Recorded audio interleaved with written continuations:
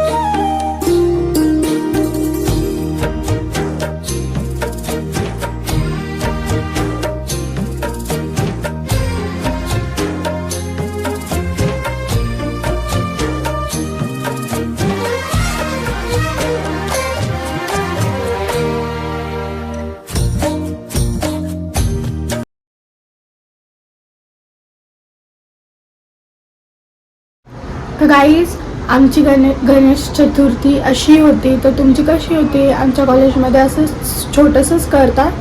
तर तुम्हाला आवडलं तर सांगा आणि तुमची अनंत चतुर्थी कशी गेली ती पण शेअर करा. तर आपण हा ब्लॉग इथेच एंड करूया, कारण की हा ब्लॉग आता खूप मोठा होईल.